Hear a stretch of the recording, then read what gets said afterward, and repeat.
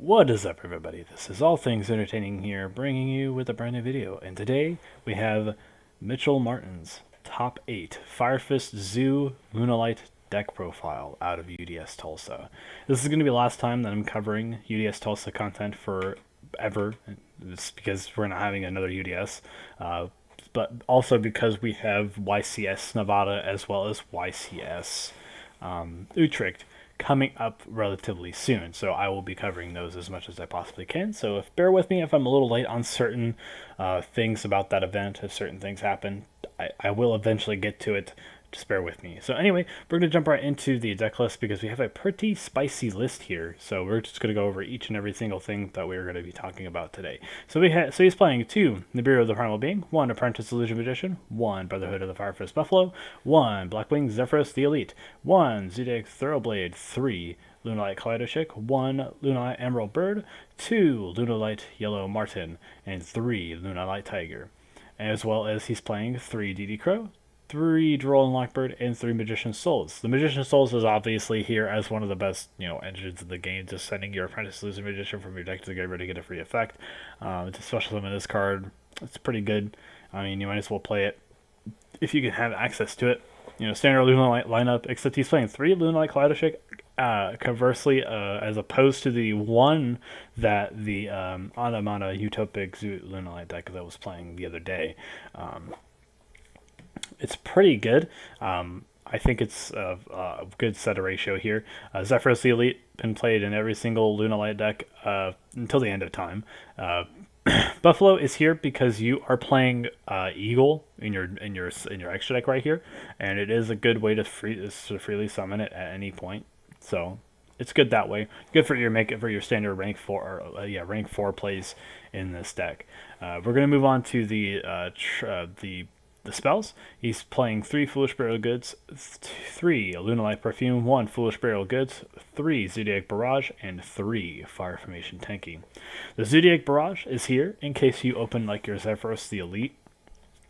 You activate this card to normal summon your Zephyros the Elite. You destroy your Zephyros the Elite to summon a Zoodiac Thoroughblade from your deck. You activate Zephyros the Elite's effect to take 400 points of damage and then summon it and put Zoodiac Barrage back in your hand.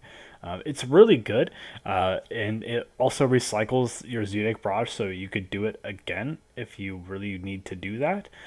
Also, it allows you to just sift through your deck a little bit more, get the Zoodiac Barrage, and you make your easy rank 4, or you may even make a Link 2. It's really kind of cool.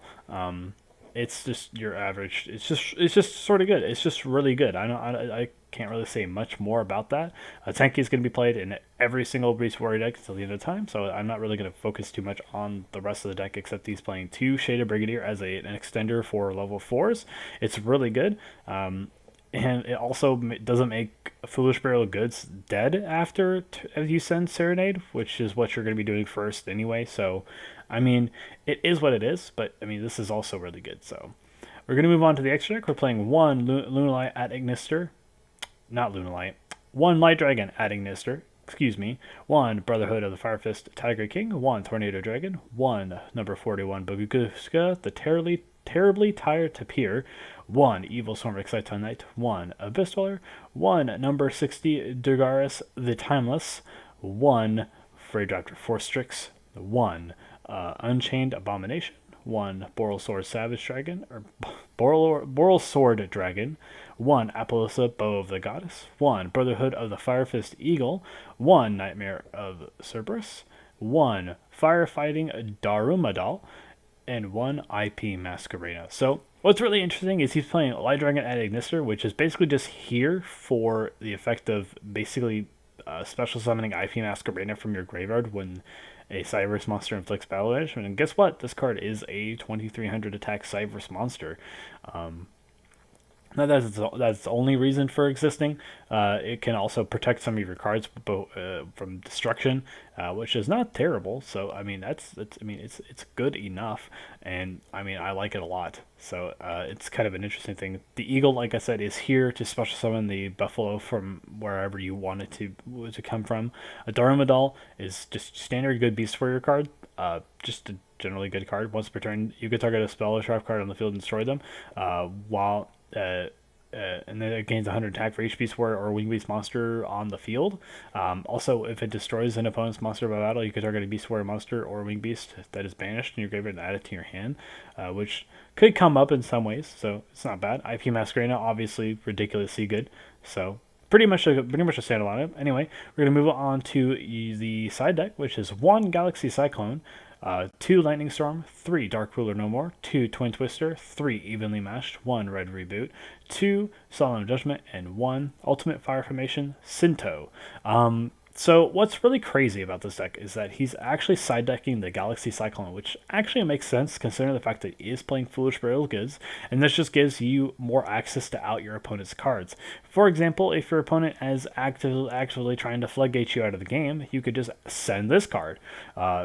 As well as you could just send this card to get rid of some other annoying effects from, like, you know, your opponent's rescue, their resort, stuff like that. It's definitely going to be really good. It's also really good against, I think, some of the Shaddoll lists that were playing a bunch of Invoke stuff, so it's really good that way, and it's also really good for those who are playing a bunch of evenly matched in the main deck. And they're just going to set it willy-nilly. It's also good against like cards like Impermanence. Also, really strikingly, we haven't really talked about Impermanence too much over the week, mainly because it's just fallen out of favor, I guess. But Dark Ruler No More, really good for breaking those unbreakable wards. Twin Twister and Lightning Storm, really good back row removal. Like a evenly matched, which not even really going to explain why this is here. You guys should know already why this card is really good.